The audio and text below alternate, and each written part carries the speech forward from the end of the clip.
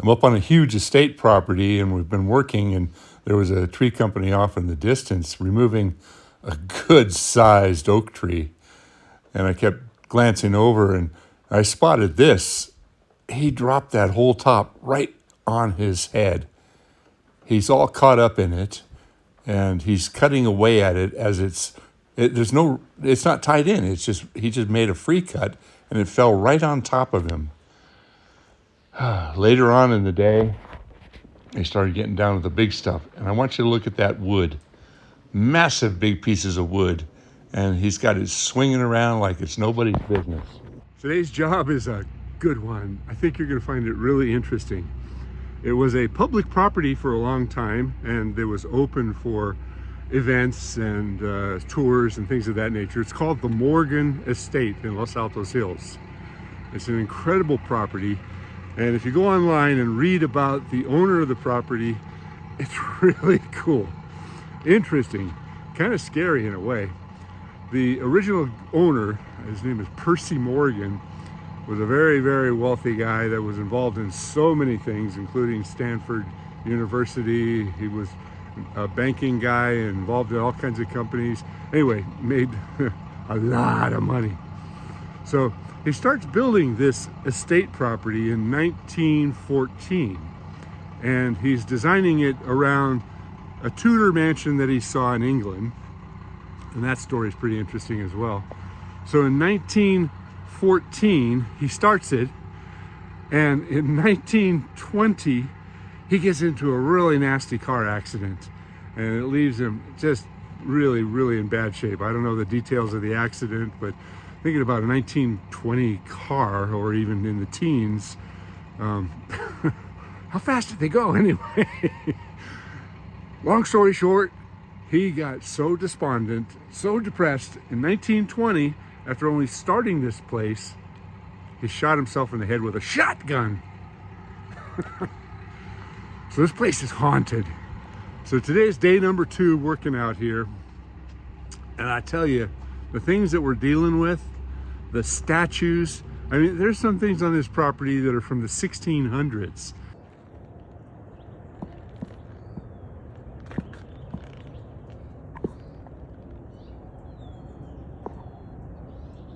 The guy imported all kinds of stuff from Europe and around the world, and I tell you, interesting place. I hope you enjoy this video. It's 2 days worth of work.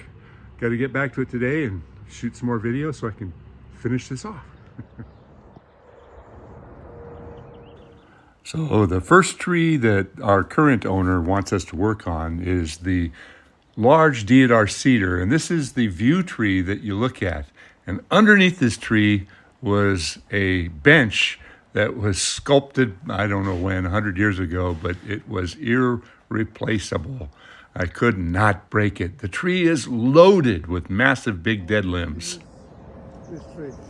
Well, the house was built in 1914, so I'm guessing the tree is probably as old as the house.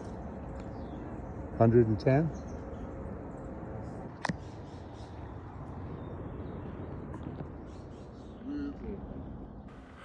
An interesting aspect of this tree was one big section up top there on the left-hand side was devoid of limbs, but there weren't any cuts up there.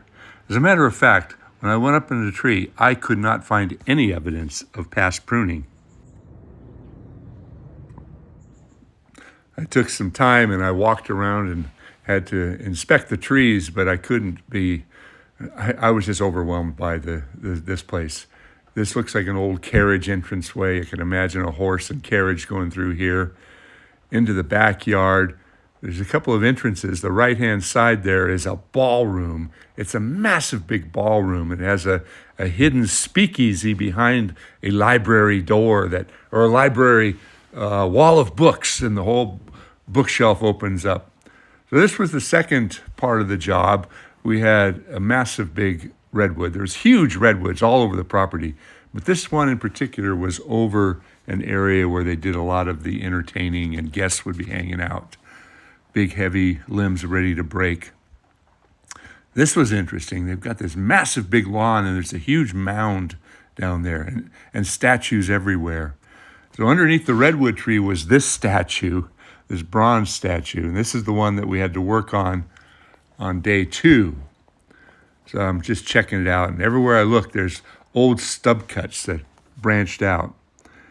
The place is amazing. I mean, the woodwork alone in this place. Look at those chimney pots up there. It's just, I don't know how they could do something like this. It's just amazing. Everywhere you look, this is all wood. These things are carved wood columns. Oh, look at that door. A resprout from an old stump, oak tree.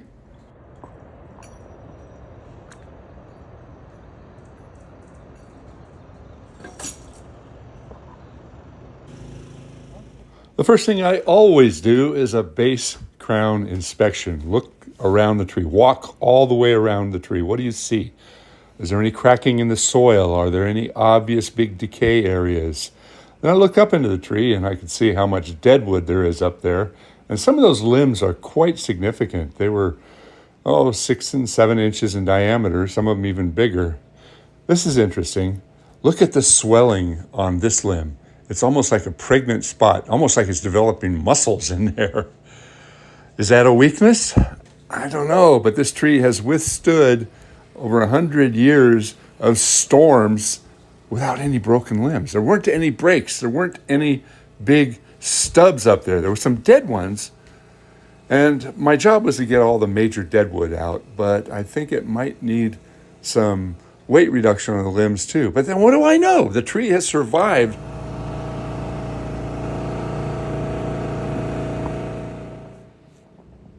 And the view from up in the bucket is pretty cool. That's the South Bay out there. You can see Moffett Field and the old dirigible blimp hangars out there. There's a couple of other old blimp hangars off on the left. You can see the Stanford shopping area, those big tents. More big dead branches we had to take out. Part of my job was, getting all the dead wood out, but I had to protect, that exquisite bench down there. And so what I chose to do is get up and work my way from the midpoint. I used the bucket to get started, and I worked my way down and took out all the big dead branches first, because when we got up higher, those big dead branches would hang up everything that came from the top. So we kind of did it in 2 phases. So I did this up until lunchtime, and then Jorge took over after lunch. Oh, it's time to eat. Hey. Notice that the sky is blue, and after lunch when we got started, it totally clouded over. A storm is coming. So we're kind of racing here because we were afraid the rain would get started on us. It did sprinkle a bit. So Jorge went back up in the bucket and did some work with the pole saw first on the outside. He's good with the pole saw. I got to really hand it to him. Here's one of those bits of exquisite artwork. This is from the 1660s. It's just incredible. That was not underneath the tree, but it was right where we were working. And there's the view that she has looking out through the main part of the tree. So the next morning we got out there and the sun was out. It was really, really pretty and nice. We spent about the first hour cleaning up all the little branches. We chipped all the big stuff the day before. But this is what it looks like when we're done. You can see all the big dead pieces out of there. It looks very natural. So we got started on the redwood. I wanted to show you this because Jorge he's got a bad habit of just kind of dropping his rope and going up. A ground person is supposed to keep up with the rope of the climber, but had he unraveled it, it wouldn't have done this. Of course, he's on the other side pulling the throw ball. I don't know what's going on here. Clearly, somebody started cutting down this tree and decided to change their mind. Maybe they're trying to kill it. I don't know. It goes all the way around.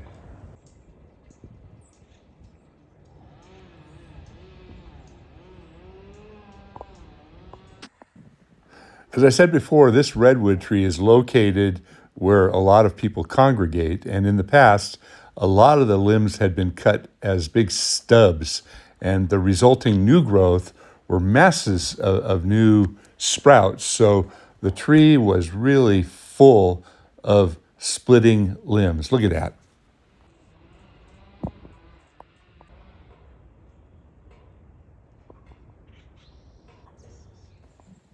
What I found really interesting about this particular tree is the fact that it was pruned because of its location, but the rest of the redwood trees, I couldn't see any evidence of tipping back or cutting back like you see here. This tree was a hazard, and because it was situated in a very precarious location, I suggested that we do the work on this one next. There was also a very, very expensive bronze statue that could not be moved right underneath the tree, which made our job pretty sketchy, actually.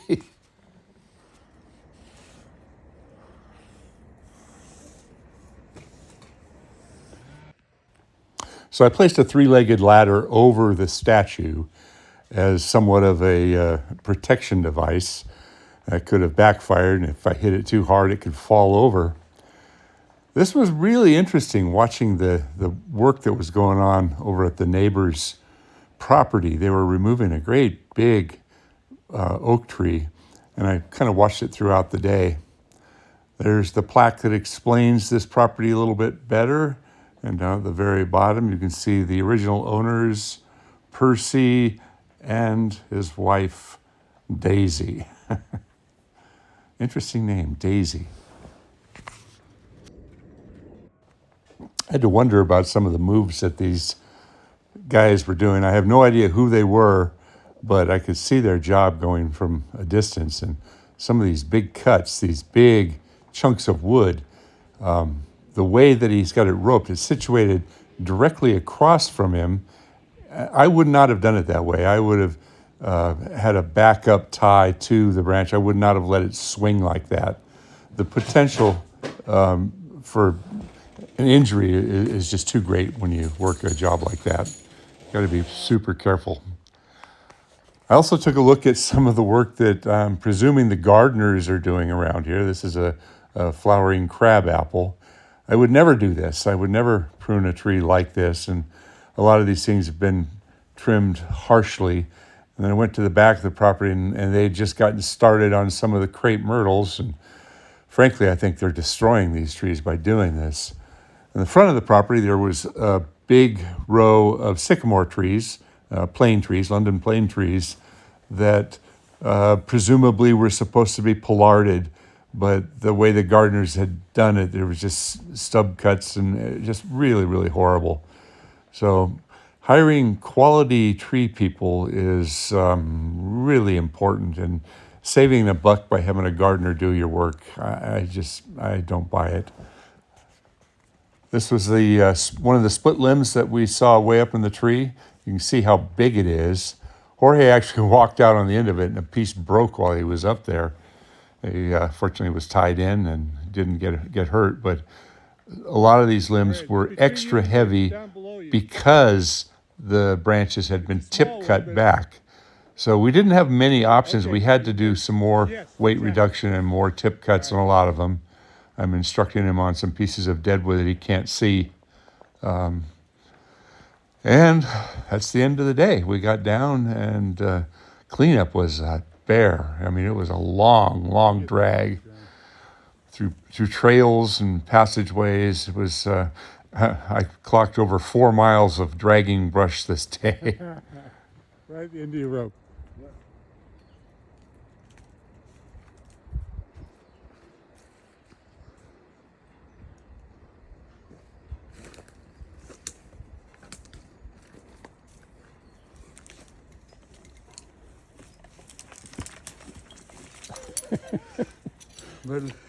Good job.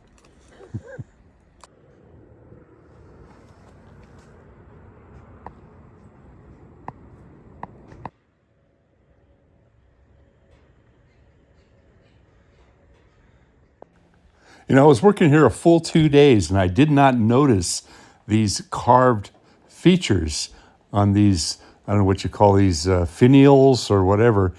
Look at that one. That one's got 3 faces on it. There was probably a dozen of them, and every single one of them had a different person's head. I wonder who they were. And that one was a woman. That was the main one. I don't know who these people are. Maybe they were people involved in it. And that one was missing. That must have been Percy's head.